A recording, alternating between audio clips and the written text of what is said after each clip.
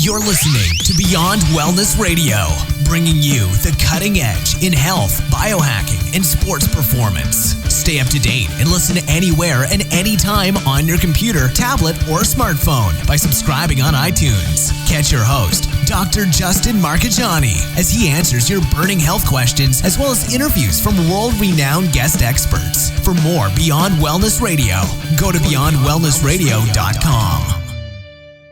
Hey there, it's Dr. Justin Marchegiani. Welcome to Beyond Wellness Radio. Feel free and head over to beyondwellnessradio.com where you can access our full podcast transcriptions.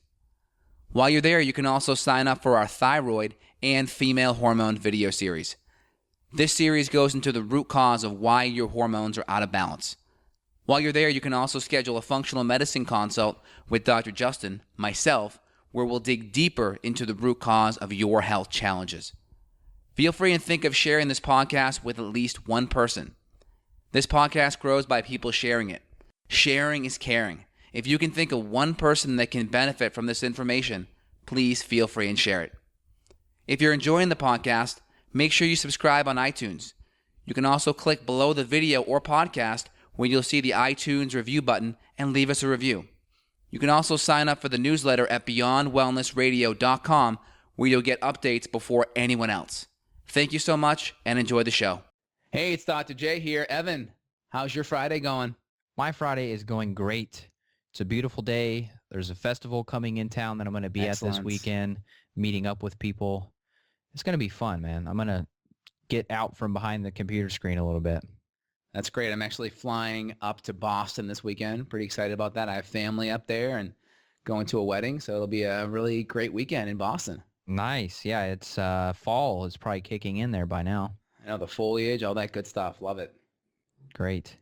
So we talked kind of pre-show that we were going to chat about the mitochondria. I'm getting ready to do a nice little YouTube video on it today, and it's kind of fresh in my brain. So I wanted to kind of talk about the mitochondria, and we'll kind of talk about energy as well, because the mitochondria is really the powerhouse of your cell. Your body creates about 36 ATPs, and ATPs are like the currency of your cells. It's how your cells generate energy. And when people have energy issues, it typically comes from one out of three ends of the triangle of energy, and that is adrenals, thyroid, and mitochondria. And yes, they're all connected, because typically if you have some level of adrenal dysfunction, there's probably some level of thyroid dysfunction.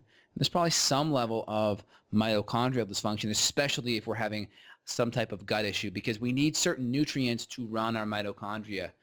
And again, we're going to attach my YouTube video that I'll be doing later on today, because I'm going to go through it and break it down in a more nerdy fashion. But you're going to see there are certain parts of what's called the Kreb cycle or the citric acid cycle, and carbohydrates, proteins, and fats all feed into this cycle, and this compound called acetyl-CoA is produced. And acetyl-CoA, again, we need carnitine to help with the fats and bring the fats into the mitochondria. We need certain B vitamins and alpha-lipoic acid to help bring the proteins and the carbs and convert that into acetyl-CoA in the mitochondria. I'll take a breath there so you can break it down. Yeah, take a breath. Well, so a lot of people that have chronic fatigue, they may get some type of prescription or who knows what for chronic fatigue. But if we target improving the mitochondrial function, you'll often see I wouldn't say a complete removal, but you'll definitely see a lot of regression with those chronic fatigue symptoms. So maybe we'll get into why mitochondria get so messed up anyway, and then talk about why I at least want to talk about, the ways to boost them and support them. Got it.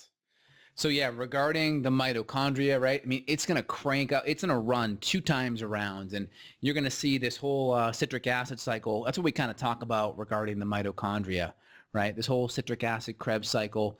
This is really where your mitochondria is generating lots of ATP, lots of energy, and there are various nutrients that are needed. So just to we'll put a diagram on the video here, but citrate, cisaconate, isocitrate, alpha-ketoglutarate, succinyl-CoA, succinate, fumarate, malate, and even oxaloacetate. Big words, but these are various compounds that get produced in this Krebs cycle. And we can actually run tests.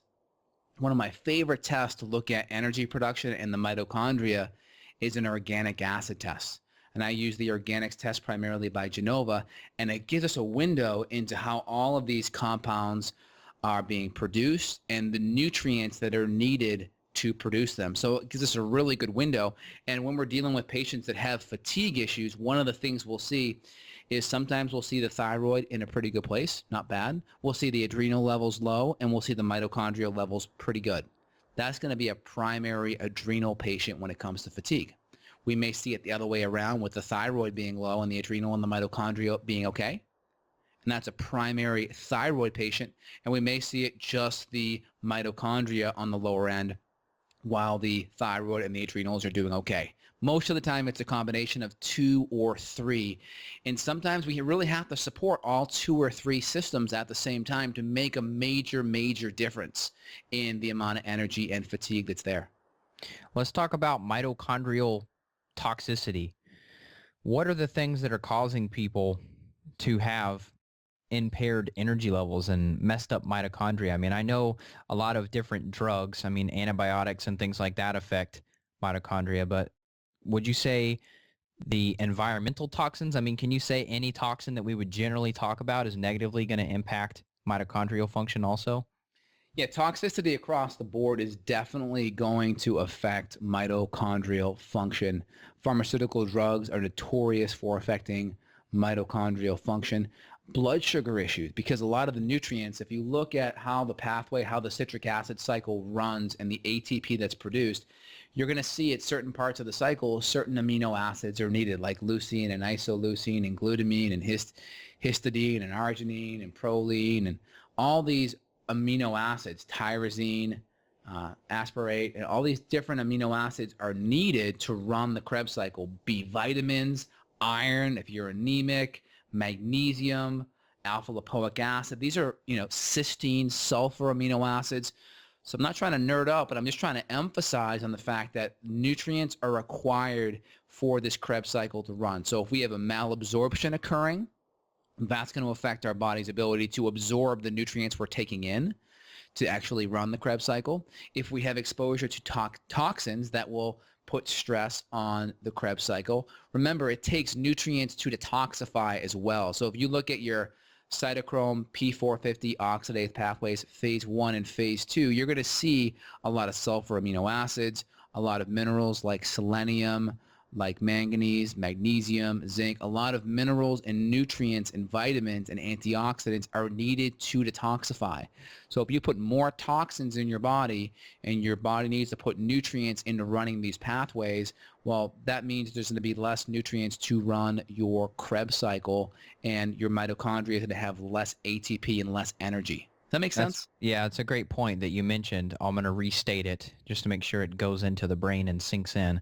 It takes more nutrients / or in parentheses energy to deal with toxins. So removing your toxic load is going to be essential. I just pulled up a page here from the Texas A&M University, different toxins that affect mitochondria. And this is another reason to stick to an organic diet whenever possible, because these herbicides, insecticides, and fungicides are going to prevent the passing of electrons to the proteins that carry electrons. So it's got the big list here of all these different toxins that are in conventionally raised foods, the different fungicides and herbicides, insecticides.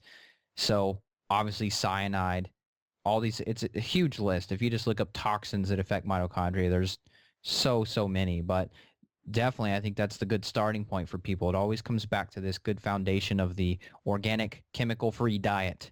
And then we build on top of that with all these other extra geeky nutrients that we like to add in and boost your mitochondria up even more. Exactly. So if anyone's listening to this and getting geeked out or getting a little overwhelmed, doesn't matter. Just take everything I've just mentioned, throw it away. An organic diet is going to be foundational, right? Good nutrients, low toxins, anti-inflammatory. That's going to be the foundation. Now, on top of that, we want to make sure we're not consuming too much sugar, especially refined sugar, because if you're taking in a whole bunch of sugar, which doesn't contain nutrients, well, it actually takes nutrients to run these pathways. So if we're getting a whole bunch of food that doesn't actually have nutrients in it, you see how we're actually creating a nutrient debt, meaning it's costing more money or more energy to run these systems than what's actually coming in. It's like we are charging more on our credit cards than we're making that month on income. And I call this nutrient debt. So we want to make sure you're not going into nutrient debt regarding poor food choices, and we want to make sure we're not going into nutrient debt by exposing ourselves to toxins and increasing the amount of requirements for nutrition that our body needs. Yep. I wanted to go over some of the chronic conditions that have their origin in mitochondrial dysfunction. Obviously, this stuff is available online, but since you're listening, you want to, let me save you some trouble here. Alzheimer's, Parkinson's, diabetes, hypertension, heart disease, osteoporosis, cancer, and the big one for us, autoimmune disease. So all of these dysfunctions plays a role in premature aging as well. So, I mean, this is pretty deep stuff, man. This is going to the root of the body. Yeah, 100%. So when we look at our mitochondria, right? When we look at our mitochondria, we have two main ways that we create a whole bunch of energy in the mitochondria. We have the citric acid cycle or the Kreb cycle, right? Same thing. The next thing is the electron transport chain. So if you look at that, we make about 34 to 38 units of ATP in our mitochondria. So you're going to see ATP is going to come from the citric acid cycle, the Kreb cycle. It's going to come from the electron transport chain primarily. And then outside of the mitochondria, we have energy in the form of glucose. So glucose can be helpful for short burst energy, so getting some good healthy carbs in there. But you can see a lot of the energy comes from inside the mitochondria that may not even be glucose dependent, because in the video we've already talked about, in the video I'm doing, acetyl-CoA is that first raw material for the Kreb cycle, and that comes from fats, proteins, and carbs. We really want to dial in our mitochondrial nutrients. So a paleo template with the right macronutrients for your daily requirements is going to be essential for providing that acetyl-CoA, that first building block. And then if you're eating organic and nutrient-rich foods and you're getting, let's say, an organic acid test done so you can know what nutrients you're missing, then we can customize and make sure you have all of the nutrients and foundational support to move that Kreb cycle around and pump out ATP, which is going to be the currency of our body for energy. Great. Yeah, when I first hear mitochondria, just because I was into the bodybuilding world for a while, I always think of D-ribose. I don't know what comes to mind for you, but I always think of ribose as kind of the big supplement for energy production. Yeah, I think of like alpha-lipoic acid and carnitine. Mm-hmm. I think of those quite frequently. Again, these nutrients like carnitine, for instance, this is from my biochemical textbook in doctorate school. It said, carnitine is a compound that's created primarily with the amino acids methionine and lysine, which are deficient in a vegetarian diet. And it talked about the fact that vegetarians could be deficient in L-carnitine, which is important because we need L-carnitine to perform the carnitine shuttle, which the carnitine shuttle is nothing more than our body bringing fat into the mitochondria and burning it for fuel. So the analogy I give my patients, it's like the old-time steam trains with the coal. We're just shoveling that coal into the furnace to be combusted and create steam and move the pistons. And that coal is like fat, and the shovel is like the carnitine. So the carnitine shuttle is like the carnitine shovel. It's shoveling that coal into the furnace to create the energy to move those pistons around. And the real world body analogy is to move that Krebs cycle around where we can generate ATP, and then we can also generate ATP in the form of the Krebs cycle. In the form of the electron transport chain as well. So we have the electron transport chain and then the Krebs cycle, where we're really creating a lot of our ATP. And the ATP is the currency in which our body uses this energy. It's how our cells use. It's kind of the transactions in which our cells create energy. We create it in our economy with dollar bills and things like that, and credit cards. They do it with ATP. So we really want to make sure our mitochondria are maximizing its economic or ATP output. So You're telling me a vegetarian diet is not a good idea? Again, for some people, they can pull it off and they can do really good. But if you have higher protein requirements and higher fat requirements, again, most vegetarians tend to be on the lower fat side. The smarter ones will do coconut oil and MCT and avocado, and they'll do vegetarian DHA via algae. The smart ones will do that. But it's so much easier just eating healthy animal products and getting your nutrients that way. It sure is. I couldn't do it the other way you just said. That sounds miserable.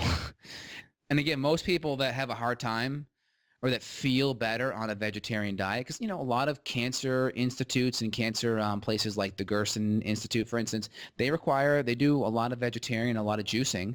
And I personally feel they get great results doing that off the bat, because many of these cancer patients, their guts are just so screwed up where it's just really easy juicing vegetables and getting a lot of your nutrients that way, because it's already broken down. It's ready to go. Mm-hmm. But I think we got to work on fixing the guts. If you look at evolution, there aren't many places in the world that didn't rely on some level of animal products. So if you're having a hard time dealing with animal products, it's either one, a food allergen, or number two, there's some type of digestive issue, combination of low enzymes, low stomach acid, and or a gut bug or dysbiosis that's really preventing you from maximizing the digestive nutrients from these animal products. Yeah. And I mean, it is a mild chore, if you will, to cook and things like that. But I feel like it's even more of a struggle for people that are trying to maintain a vegan or even a vegetarian diet than if they would just get in some good animal protein, because they're always trying to fill in the gaps of these things that they're missing out if they just had some good quality animal protein in their diet. Yeah, and it's something like 25% of the energy that you take in via a lot of these animal proteins. It takes that much, minimum 25%, just to even break it down and digest it. So eating animal proteins and fats and such can be very intensive, can deplete and can require a lot of energy. So if you're sick and chronically ill, I mean, definitely utilizing broths, bone broths and soups where you're really breaking things down, maximizing chewing, maximizing enzymes so we can break it down better, and even using free-form amino acids, aminos that are already broken down, can be really helpful, because now the body doesn't have to go under all the extra energy required to free up these amino acids, because protein are nothing more than pearl necklaces, and then the individual pearls are the aminos. So imagine every time you want to break down that necklace, you got to rip it apart, and that can take energy. And if you're already fatigued, that may just be enough to push you over the top. So in my chronically ill patients, we'll see on an organic acid test isocitrate, cisaconate, and citrate on the lower end, and we'll know, and we'll give them extra free form amino acids to help. We'll even see things like hair issues or nail issues and skin issues, and we may give them some extra free form aminos just to make it easier so the body has some extra building blocks in the meantime. Yeah, I have a good success story about bone broth I want to tell. Go ahead. It's not in a human patient, but in a feline patient. So Hannah and I, my wife, were looking for a house this past weekend, and we were kind of out in the country. We're looking for a piece of land with a house, things like that. And we come across this little dry creek bed, and I hear a meow. I'm like, that's weird. And I look over, and sure enough, there's a little kitten laying in the dried up creek bed. Looks like it can't move. Looks like it has a broken leg. And so I'm like, oh, crap, I can't just leave this guy here now that I've seen him. I'm involved. Yeah. So I go check him out, and I'm, making sure he's not going to bite me or hurt me or anything like that. And I pick him up, and he's acting really weird. He's super skinny, malnourished, things like that.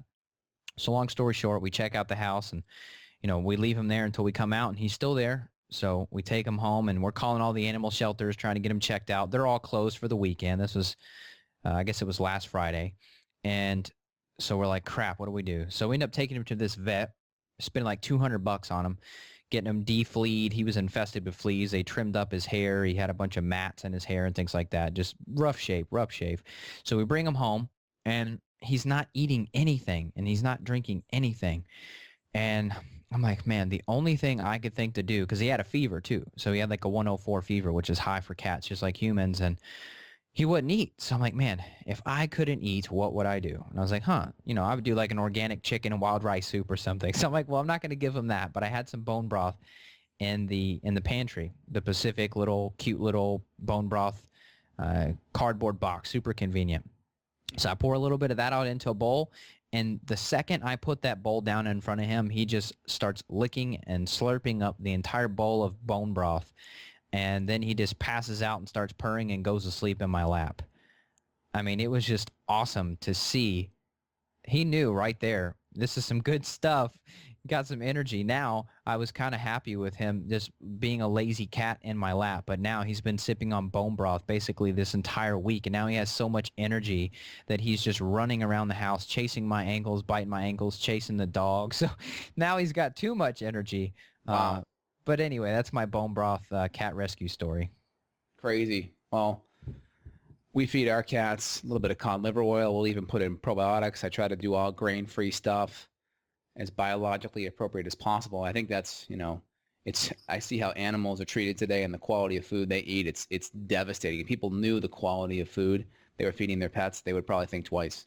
Yeah, I know. Do you ever give your cats like raw meat of any kind? I've heard about that. I really try. It just becomes, they really have a standoff with me, and they're like, nope, we're not going to eat. And I'm just like, so I try to go with some type of, fish or tuna or beef that's, human grade, even organic, something that I could potentially eat. Mm-hmm. And just really good quality, biologically appropriate dry food as their kind of staple.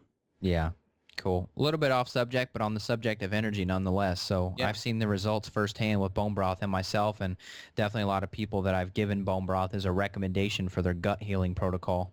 Yeah, that's great. And I just wanted to just walk everyone through one more time, right? We have glycolysis. That's where we take glucose and we create energy out of glucose. That happens outside of your mitochondria. In the mitochondria, we have the Kreb cycle, or the citric acid cycle. They're the same thing.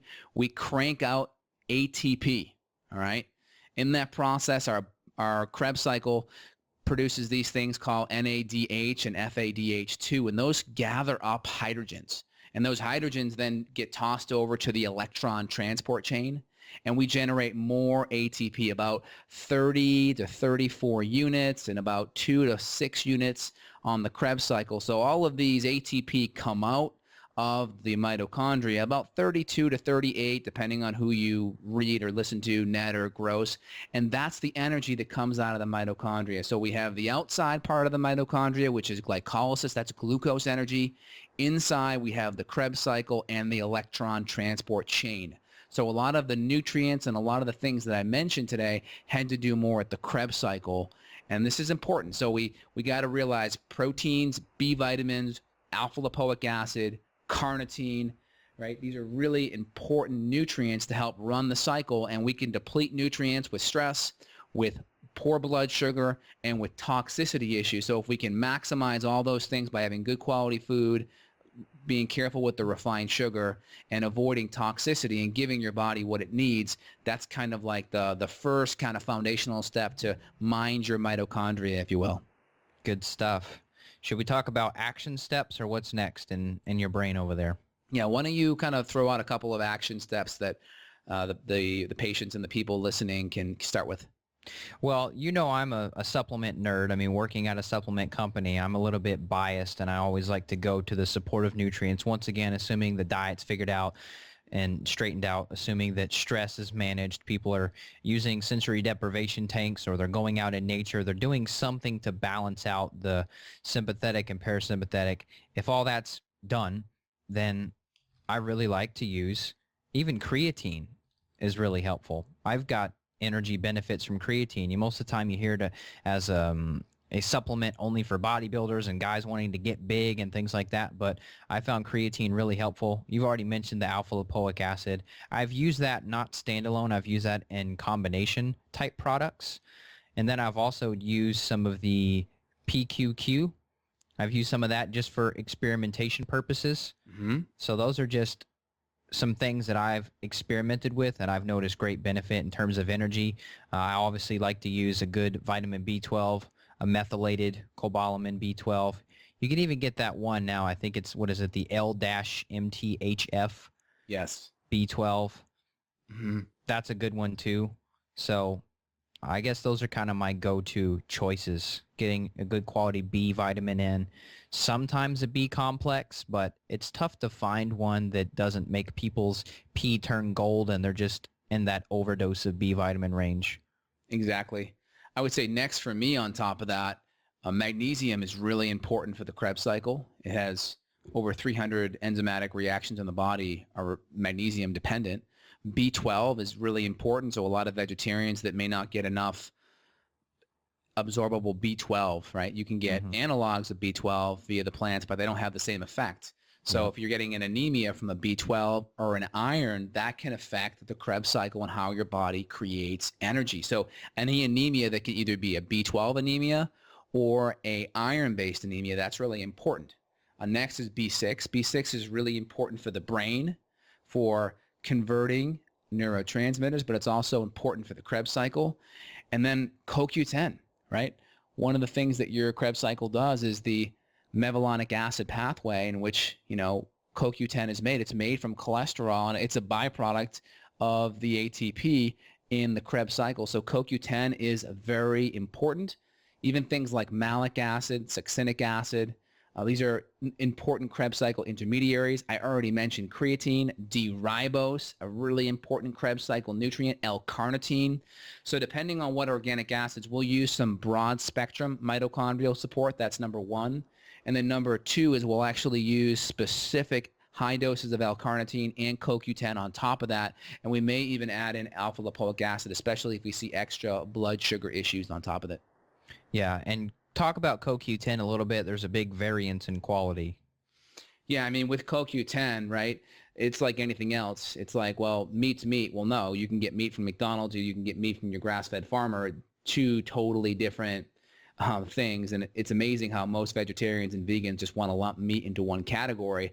But heck, we would never lump vegetables in one category. We wouldn't say, hey, the Roundup Ready, vegetable that's sprayed with thousands of pounds of pesticides a year is the same as the organic one in your backyard, right? That's just crazy. But we do that with meat all the time. So what was your question again? I just got off my own little tangent there.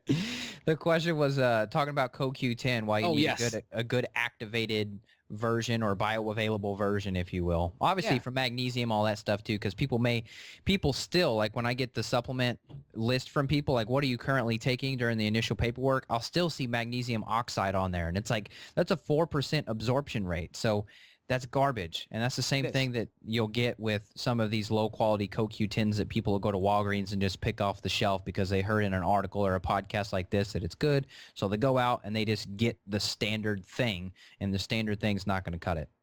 Yeah, I mean, I see a lot of the CoQ10 like in the cheaper stores like the Walgreens and the Costco and such.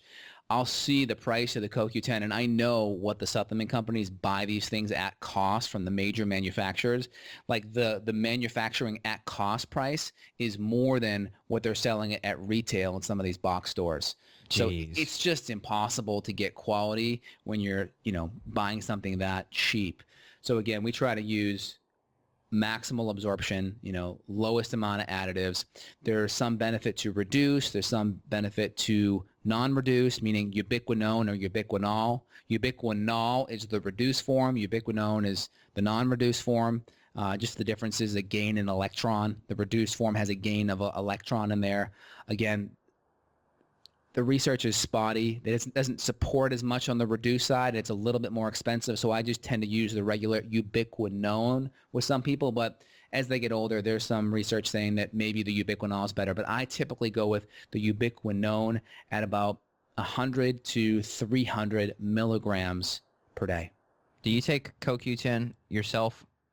I take a broad spectrum mitochondrial support that does have anywhere between 100 to 200 milligrams per day. So I do get at least 100 to 150 in per day. Mm-hmm. When I told you about all the stuff with my grandma, it'd be a long story to say on here, but I brought up to the cardiologist, I said, hey, I'm looking to do you guys have any CoQ10 on hand that you can get pumping into her ASAP? And he said, it hasn't even been proven in studies to work. So, I think CoQ10 is kind of like the vitamin E where everybody got all, yeah, vitamin E. And he just completely dismissed the value of CoQ10. I forgot to tell you about that Oh, off air, really? but it was just like, dude, really? It's like I could pull up my mobile PubMed app right now and show you studies of CoQ10, but maybe there weren't studies in 1970 or whenever he graduated. You know what I mean? So it's just kind of like, get with the times. It's tough because in research, you can almost find something that says anything you want. So Yeah. if this guy is, anti-functional medicine or anti-nutrition and wants to just lean more on the conventional side, he could find stuff that says what he wants. Again, we could probably rip apart the study and maybe see, well, the CoQ10 didn't have the highest quality. Maybe the amount wasn't therapeutic enough. We could rip it apart from that perspective, but he just looks at it and says, well, CoQ10, the abstract conclusion said wasn't effective for heart failure or heart issues. And, Mm-hmm. we know that there's other confounding variables that may have been affecting that, the amount, the quality. And there are other studies that do say there's an issue. And clinically, we know that patients that need CoQ10, when we add it in, they do better and they feel better. Yep. And what more clinically do you need? I mean, how much money, how much time, how many years do we need to spend for something to be a part of the mainstream? It won't be a part of the mainstream. The research says that once something actually enters the research, it's in the research and it's like, it's there. It takes about 20 years for that to become part of the mainstream. So, Yeah. I mean, my God, if you're waiting for definitive things in research to become part of a mainstream, I mean, you're going to be waiting for decades. And if you're like 20 or 30 now, I mean, you may be 60 or 70 and retire before you can ever get the official benefit. Right. That's insane. Yeah. And I'm glad you brought up the clinical side of things. If I see that it's going to work, I'm going to continue using it. And you and I both isolate things and we tweak all these different variables and it works. There's no doubt about it. So I'm glad we got to hash that out because it's crazy to always have to have something in writing that's signed in blood that says, yes, this is guaranteed to work. I mean, if I see it working outside of, some double blind placebo, I mean, I'm a big fan of those, but they're not necessary if I see it working in the day-to-day life. Oh my gosh. Like I heard a doctor recently say that, well, talking about diet and cancer, that dietary changes have not been, shown to help cancer, right? It's like, oh my God, are you kidding me? It's like, is it that hard to understand that sugar in your diet feeds cancer cells? I mean, we only have a test called a PET scan that involves giving someone radioactive glucose so we can see where that glucose goes because we know the tumors take it up. It's like, is that hard to bridge? Is it that hard to bridge the gap over that glucose feeds excessive sugar feeds cancer, or that if we have man-made carcinogenic compounds in the form of pesticides and plastics that are known to be carcinogenic, that if we take those in our diet, that could affect and grow cancer cells in our body? I mean, is it that far-fetched? So it's really difficult because, like, you got to look at yourself. You got to clinically look and see what works for you. Use functional testing. Try it. See how it feels, because essentially all research really comes from and is initiated first by clinical research. Like, it's a clinical observation. A doctor sees it, a patient benefits and goes, hey, let's create a study. Let's do this. And then we finally see the benefit years later in a clinical study. And then it has to be repeated many, many times. And then maybe 20 or 30 years later, we can actually say, hey, this actually does that. But there's so many years we have to wait. And clinical research, the clinical observation is where it all starts from. So try to get a lot of your information from the clinical side, and then you'll save yourself 30 years having to miss out on the benefit. Totally. Great way to sum that up, man. So action item right now, all the diet and lifestyle stuff we already mentioned. If you want to take it to the next level, get an organic acid test. You can reach out from Evan or to Evan or to myself, Justin Health, or Not Just Paleo, and we can get a test ordered for you. We can customize a program based on that test. I just ran 2 tests from 2 different companies side by side, and I'm looking forward to doing a video reviewing that and how I did on my organic acid test. I think everyone's, like, I wonder if he's really practicing what he preaches, and I'm going to show you how good or bad my test was. You'll have to tune in and see. Yeah, I'm curious to see too, because it sounds like I'm going to be switching companies as well. Yeah, and I'll give you a little sneak preview. My organics have been getting better over the last year or two, so I'm excited. And I've added some additional mitochondrial support, and I definitely feel the improvement. And again, like the diet's the foundation. This is kind of like the frosting on the cake to take it to the next level, if you will. Yeah, and this is a whole nother podcast, but since I've really enjoyed this one. This has been really fun. I really love stacking the mitochondrial support with adaptogens. I mean, it just takes it to a whole nother level. Love it. Absolutely. So. Well, anyone's listening to this, they want to get to the next level, they know where to reach out. And again, if you guys are liking the actual real clinical info, go over to iTunes, click below either on the YouTube video or on the iTunes podcast app, and let us have a review. Give us a review. Let us know how we're doing. Give us some feedback. If you have any show recommendations, let us know what you want to hear. We're here to produce really great information that really help empower, the culture, the country here. You really want to put information out there and get people back taking control of their health. Definitely. And yeah, go write a review. This show is going to be on my show and on Dr. J's as well. Write a review for his show on iTunes. Yes, it takes a few minutes, but you have a few minutes because you just spent X amount of minutes listening to this. So go on there, click the write a review button, tab. You have to actually add some stars, add in some words. Just do it. It's so helpful for us. It keeps us up in the top of the charts to where all of the multi-level marketing schemes and other people that we're quote unquote competing with, that they fall to the bottom, and that we rise with the truth and the real way to get to the bottom of health and happiness. Awesome. I love it, Evan. We'll end on that. That's a perfect ending point. All right, man. Have a good day. You too. Bye. Bye.